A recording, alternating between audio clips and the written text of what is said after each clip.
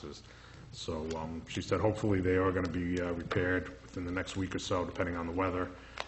She's going to keep me informed. I have her phone number. If anyone has any problems, if they're not getting satisfaction through Comcast, let me know. I can reach out to this woman. And hopefully the service will be corrected soon. I know there's also been some misconceptions that some emails I saw that the town board apparently is, prevented Verizon Fios from coming into the town. That's absolutely not the case at all. We welcome competition. Verizon was wiring the town 2 summers ago for Fios, and they made the business decision on their own, I guess because of the economy, that not to continue wiring Southeast at this time. So hopefully they will reconsider and come to Southeast soon. I believe Carmel has Fios. Most of Westchester does. So, that way people can make a decision and have their own choice what cable service they want to have. So Thanks, basically, Bob. hopefully we'll get this resolved soon for people. Thanks, Bob. That's right. Just to refresh everyone's recollection about Fios, and I continue to receive calls in my office about from folks who are interested in participating in and joining Verizon Fios, that Fios made a decision not to serve the Connecticut corridor in New York, Connecticut border corridor, North Salem, Southeast, and Patterson, and other communities. At that time, which was more than a year ago now, that was a business judgment on their part, was not anything that we sought to, we being the Southeast Town Board of the Town of Southeast, sought to cause or produce, and we didn't. We would welcome them to serve our community like they are serving, as Councilman Cohen noted, other communities. In addition, folks, with respect to the heavy snowfalls that we've encountered, folks are phoning me to report their mailboxes have been knocked down. I welcome those calls because we, the Town of Southeast, we do replace those mailboxes. We can't afford to give you the $300 mailbox or $500 mailbox that you may have enjoyed, but we do have a program to ensure that your United States mail service continues to your residents. And that's the program that we serve, with which we serve everyone, including me when my mailbox got knocked over a couple of years. So that's just life. Yeah. So any questions? I spoke with the highway superintendent on this issue just the other day, and yes, it is a problem. And because of the heavy snow and the ice when they're plowing, that material that comes up, that's what's getting the mailboxes knocked down. This is not an intentional activity. So, and we are working on to solve that problem. A little bit of warm weather will help. I think the snow will be lighter. That should help a little bit, hopefully. And I got a few calls from residents who had their mailboxes knocked down, and believe it or not, the next day the mailboxes were repaired. So they are out there with the crew making sure that your mail gets delivered. So we're on top of it. Thank you. Yeah. Nothing further? Yeah, actually, Yes, we have a public comment. Yes, Levine. Maybe make sure that if they're on a state road or a county road, Can you use the microphone, please? Thanks. residents should understand if they're on a state road or a county road when they make a call, so we don't receive all the phone calls of people that live on the roads. Because there's plows, obviously, from the county and the state, we don't want the highway superintendent to get calls from everybody in the town that live on state and county roads. Okay, thanks for that. I would welcome the phone calls, and we'll help folks sort it out. And I'm sure that Superintendent Palmer would direct them to the proper phone number anyway. Yes, sir. Yeah, I live on 861 Drewville Road, and that's one of the houses that's in that area where there's pretty bad service from Comcast. We've had the problem since October. It's basically been spotty phone and internet. They offer like a package of 3, phone, internet, and TV. But it's basically been phone and internet, and repeatedly we call, and they like Mr. Cullen articulated, they send technicians over, and they tell us the same thing, that it's basically cable lines that they inherited from RCN and Suscom that were old cable lines to begin with, and the technicians say that Comcast doesn't want to pay the money to give us new cable lines. My question is, are all the cable lines in town owned privately by, like, for instance, Comcast, or are some of them owned by the town? Will, can you speak to that? Are some of the cable lines in town owned by are some of the cable lines owned by the town, or is it all privately owned through whatever cable company? By currently by Comcast, because they are the franchisee. Okay. They acquired it from a prior company that Right. actually installed it. But Comcast is now the franchisee. Okay. But their franchise is governed by contract with between themselves and this town board. So I'll be delighted to So examine you that do have the contract contract with them? and consult with you about what our options are with respect to restoring service to your home and your neighbors. All right, thank you. And if you continue to have problems, if this isn't resolved within a week, so let me know, and I've made a contact with someone from Comcast pretty up on the high on the food chain, so. Okay. The installation of those 3 boxes is supposed to take place this week? They said it depends on the weather. She said within the next week or so, so. Okay. Yeah, I would suggest that if Apparently you have a contract with... they with have to Com- come from, I think, Philadelphia or something. They have to be shipped here in this area, and a lot of it depends on the weather too and stuff, so. Right. Yeah.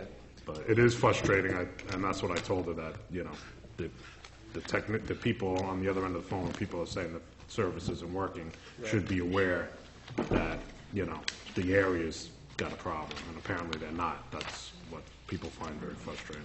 Right. Yeah, I would suggest that if you have the contract with Comcast, that if this installation of the boxes doesn't resolve the conflict, that we assess our contract with them, because it's pretty unacceptable to pay for service that we don't really receive. I agree. Do you know, Thank you. Michael or Will, when the franchise agreement's up? It was a 10-year period. Will, do you I don't know recollect? off the top of my head, but I can find out. Okay. It's circa 2015, I can confirm it. Around 2015. Okay. All right, then if there's no further business, I move we conclude the meeting. Actually, Councilman there Gross, is, seconds. I Is do there have... comment? I do have further business, but I know that we have a comment. Well, there's no new business component. Yes, sir. Sorry, I'll be short. Just a few questions. Just because this question arose out of the vote, I didn't have time to really get up here and ask. But again, Supervisor Reds, you voted no for the voucher list. And I was wondering if you could speak to why you voted no to the voucher list. I know, he's asking you a question.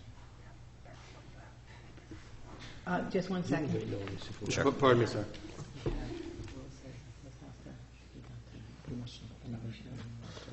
He wants to know why you voted no.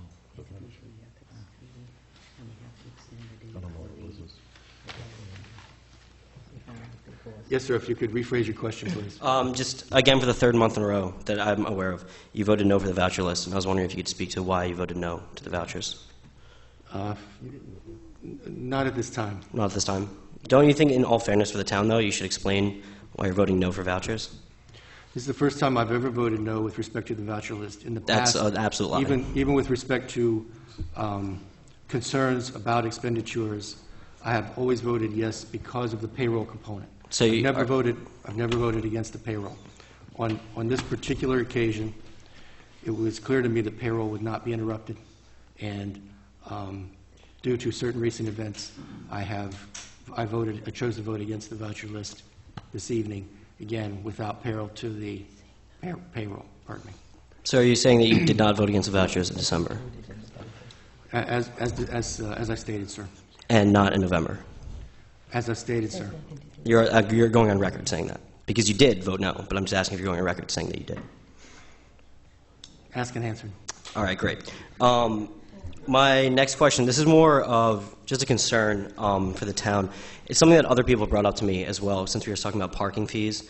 It doesn't have to do with parking fees in general, but I've noticed my whole life, pretty much living in Brewster, but more so lately, as I've been driving around the town, that right next to 1 Main Street, in between the flagpole and 1 Main Street, a lot of times town vehicles park there.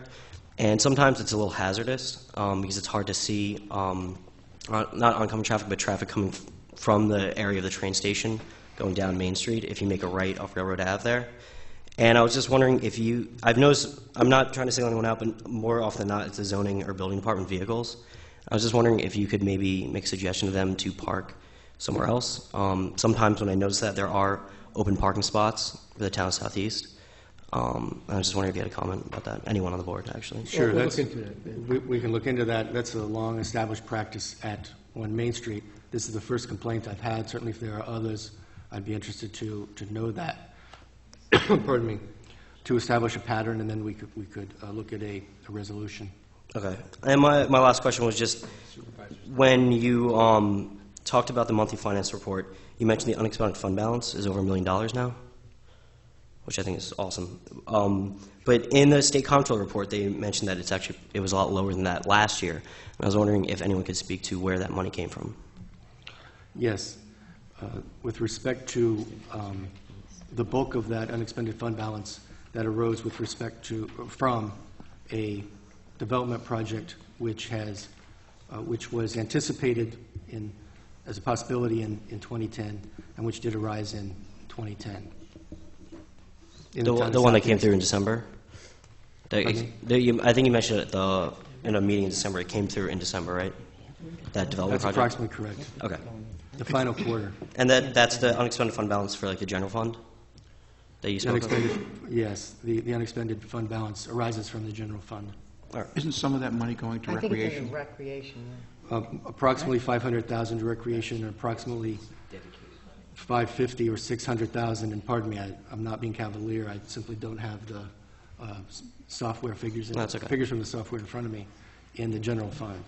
In addition, we received a penalty payment from New York City of about $100,000, which materially contributed to the unexpended fund balance. I might add, that was because of the pursuit, as I understand it, of our tax collector, Susan Tobacco. So she gets a kudo for doing that. Now, on the advice of counsel, is there further comment? Yes, Mayor, welcome. I was just wondering if you have looked into the IMA that the village has proposed to you guys. The what? The IMA. You mean with respect to, that's kind of nebulous, Jim, but if you mean with respect to the village's enforcement of the town code on town parking lots, that's a subject of discussion on this town board. So is it going to be discussed in public, or is it just going to be done in executive session? Well, my recollection is we talked about it at a work session. Maybe that we need to put it on for another work session agenda, which we can do in February. And if you request that, we'd be delighted to accommodate you, Mayor. Yeah, I think that would be a good idea, as well as setting up a joint village and town meeting. We did that before, and it would probably be good. We have this dialogue between us again. So I would be all for first putting this matter on the next work session that we have, which we voted on tonight, would be the 10th, and invite you and everyone, or anyone from the village to come in, and then perhaps we can coordinate a meeting that evening where the town and the village speak together. It's fine. I think part of the delay in the IMA is that we have to straighten out signage in the parking lot. We have to get the permits issued. So once that's all done and taken care of, which it is not at this time, I think then we can go forward and decide if we want to move forward with the IMA. Personally, I support it. I think we don't have the manpower to enforce the violations in the village. Well, that was the whole reason, because the village police department has been getting complaints of the parking down there, and we can't enforce it. But I know the library, brought to my attention that there are people that are parking, they have Connecticut plates and stuff, and leaving the car there all day and taking the train, and there's some store owners in the village that are parking in the parking lot, and, so it's unacceptable. But we have to straighten out the signage and start issuing permits. I don't know if the new permits went out for that lot, Levon. I don't know if you know offhand. I think she's looking, we're looking to expand. Right, but we have to expand it because there are some people there that are just kind of parking, and it hasn't been enforced. Okay. So. Mr. Mayor, though, the initiative is great. I mean, it's a good working relationship with the village, and I think it's going to fly. It's a good deal, and we appreciate the initiative you made to get this thing going so we can solve a couple of problems, enforcement and revenue. Okay. And perhaps at your next village board meeting, you can bring this up, and Well, it was brought up last night at our meeting last night. then you can invite people to our work session. It's going to be on the 10th. Okay. And then we can be prepared both together that evening to set a joint town-village meeting. Okay. And Mayor, it's my understanding from the IMA, my recollection, that all of the funds which would accrue from the enforcement, as noted, would accrue to the village of Brewster in lieu of to the town. So it would really be a revenue loss to the town of Southeast. Can you speak to that? Well, it's my understanding that you haven't written any tickets in that lot in the past year. If